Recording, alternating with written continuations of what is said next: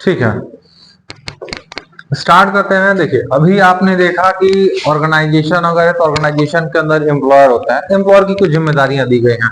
आप एम्प्लॉयर हो तो आपके ऊपर ये रिस्पॉन्सिबिलिटी आती है, आपको ये करना चाहिए, वो करना चाहिए, ठीक है सर।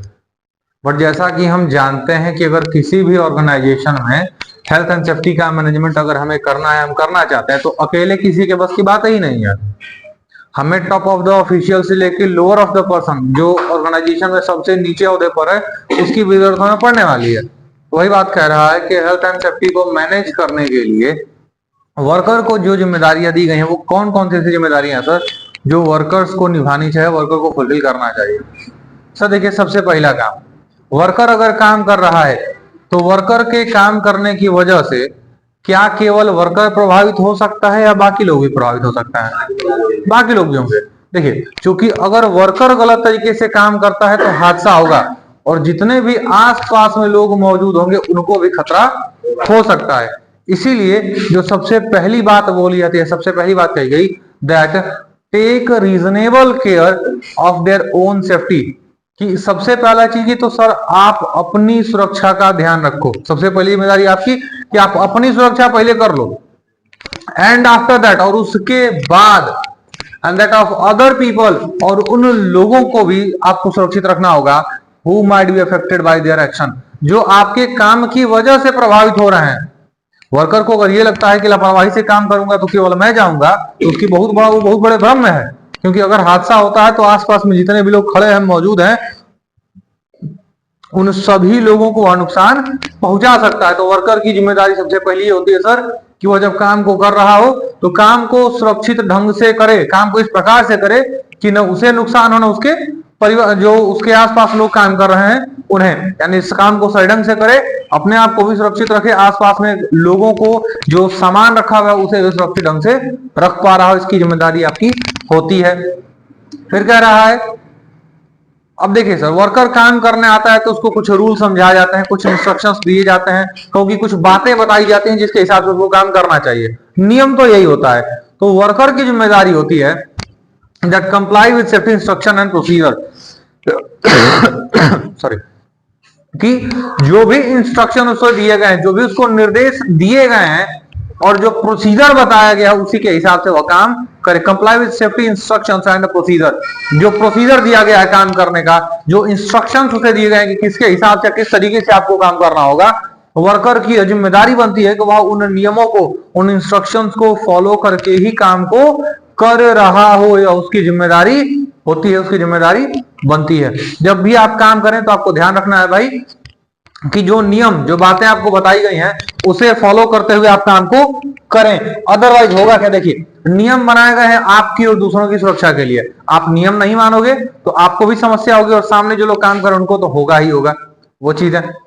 फिर देखिए, वर्कर काम करने के लिए जाते हैं तो उन्हें सेफ्टी इक्विपमेंट या डिवाइसेस दिए जाते हैं। जैसे उसको शूज दिया गया है, हमारे सेफ्टी इक्विपमेंट के तौर पर उसको अपने फुल बॉडी हार्नेस दे दिया है, चाहे आपने उसको रिफ्लेक्टिव जैकेट दे दिया, और लेके लगे उसको फाड़ने, लगे खराब करने, कहां तक ये सही रहेगा? सही है वो? चाहे थोड़ा दे दिया है काम करने का, वो जहां जा रहा है ठोकते हुए जा रहा है, किसी सर पे ठोक दिया, किसी के पैर में मार दिया, नुकसान है। तो उसकी जिम्मेदारी बनती है that use all safety equipment properly, जो भी उसे डिवाइस या इक्विपमेंट दिया गया है या दिया जाएगा उसका सही ढंग से वह इस्तेमाल करे, and not tamper with it, और उसके साथ जानबूझ करके उसे खराब न करे, यानी उसे खराब नहीं करना होगा। उसे दिया गया है, सही ढंग से लो, इस्तेमाल करो, प्रॉपर हाउसकीपिंग को फॉलो करते उसको सही तरीके से रखो, उसी तरीके से आपको काम को करना होगा, यह आपकी जिम्मेदारी होती है। फिर आइए आगे, और क्या कहा गया सर? देखिए, जैसे मान लो कि वर्कर या आप किसी ऐसी स्थिति में पड़े हो, जैसे चलिए मान लीजिए आपको ये लैपटॉप आपका बिगड़ा हुआ है, मान लो आपको लैपटॉप बनाने नहीं आता, बट आपने फिर भी उसको खोल दिया, क्या हो सकता है? बनेगा वो? हमको गारंटी को आप खराब कर दोगे।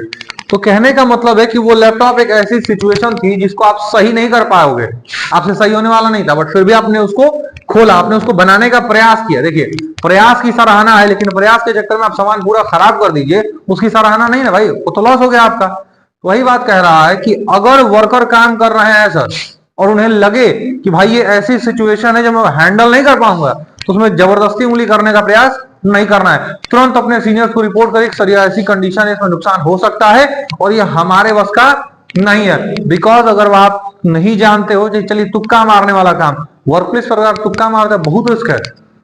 एक हादसा, तो एक हादसे के पास खड़े हो आप, तुक्का अगर मार रहे हो तो वो कब घट जाए पता नहीं है कुछ।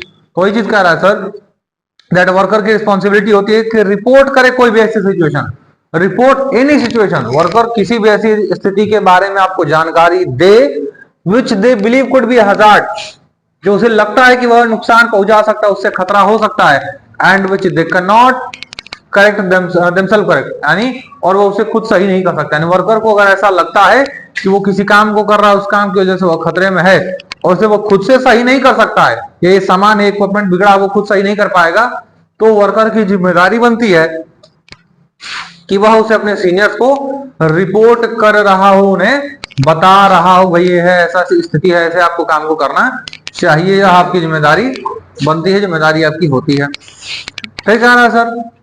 आगे report any work related accident और रिलेटेड। एक बात समझिए, मान लीजिए वर्क प्लेस पर हादसा होता है और हादसे की बात आपसे छिपा दी जाती है या घटना को उजागर ही नहीं करे, तो नुकसान है, उससे क्या नुकसान होगा, क्या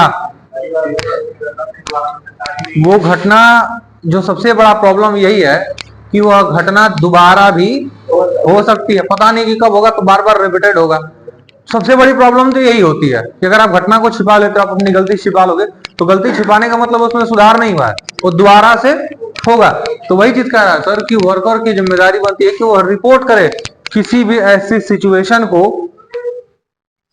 या किसी भी ऐसे वर्क रिलेटेड हेल्थ को जो वर्क प्लेस पर हो रहा है, वर्क प्लेस पर होने वाली किसी भी घटना को या किसी भी प्रकार की समस्या को वर्कर बताएं, उसे छिपाने का या दबाने का प्रयास न करें। अदरवाइज होगा ये कि उल्टा उन्हें ही उसका नुकसान भरना पड़ेगा।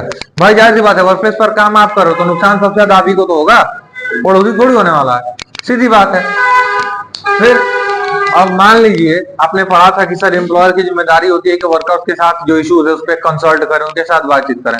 मान लीजिए एम्प्लॉयर, कंपनी का ओनर आ रहा है आपसे बात करने के लिए, भाई कि आपको क्या समस्या और डिस्कस करें, वो आया, आप दाहिने मार्ग निकल गए, ये बढ़िया काम है भाई। जब कोई सामने वाला आपसे हाथ मिला ले, को हाथ बढ़ा रहा हो तो आप भी हाथ मिलाएंगे ना सामने से।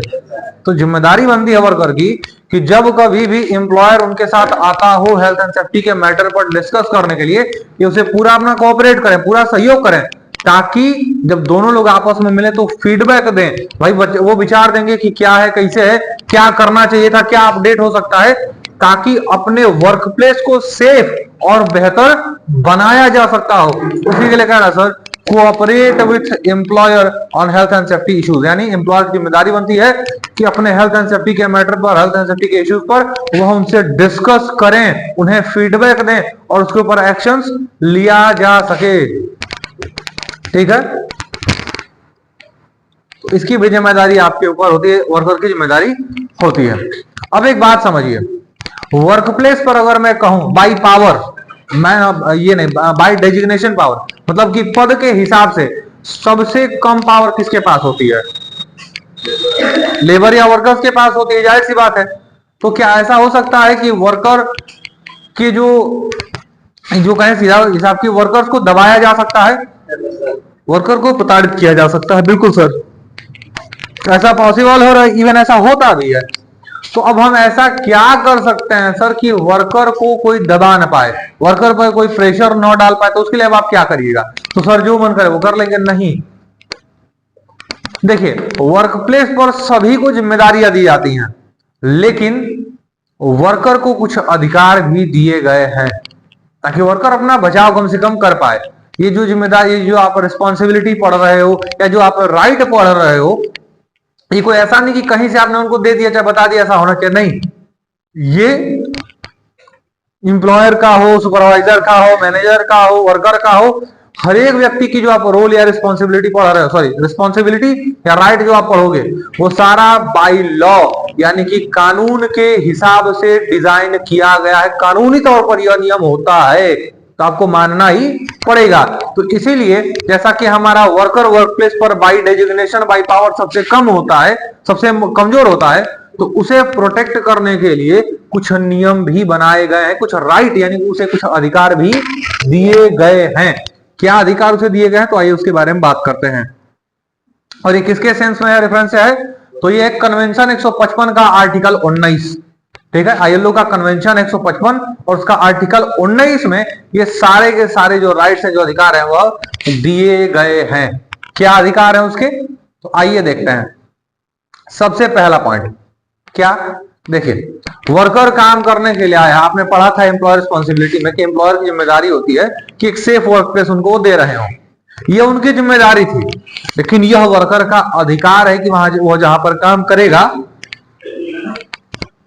वो वर्क प्लेस कैसा होना चाहिए भाई, पूरी तरीके से सेफ और सिक्योर होना चाहिए, यह वर्कर का अधिकार होता है। अगर आप नहीं मानेंगे तो उसके लिए दबाव भी बना सकता है। तो यही कह रहा सर कि work only in places, worker का अधिकार है कि वह केवल उन्हीं जगहों पर काम करेगा या काम कर सकता है where all the hazard and risk to health and safety, कि जहां पर वर्क प्लेस पर जो भी रिस्क है, जो भी हजार्ड है, हेल्थ को लेकर के, सेफ्टी को लेकर के जो भी हजार्ड, जो भी रिस्क है, आर एडिक्वेटली कंट्रोल्ड, उन्हें सही ढंग से कंट्रोल किया गया हो। अगर रिस्क कंट्रोल है प्रॉपर तरीके से, तभी वर्कर वहां पर काम करने की स्वीकृति दे सकता है, अदरवाइज वह वहां पर काम करने से साफ साफ मना भी कर देगा। तो वही बात आगे बोली गई sir, that stop and refuse, worker काम को करने से, काम को रोक भी सकता है या काम को करने से मना भी कर सकता है। भाई जाहिर सी बात है, मान लो कि आपको घर पे कोई काम करवाना हो, नीचे मान लीजिए एक एग्जांपल ले लेते हैं, मान लीजिए लेबर आया आपके घर पे काम करने के लिए, नीचे सांप पड़ा हुआ है, तो आप वर्कर पर ये दबाव थोड़ी बना सकते हैं, जाओ जाओ सांप है, फिर भी तुमको काम करना पड़ेगा।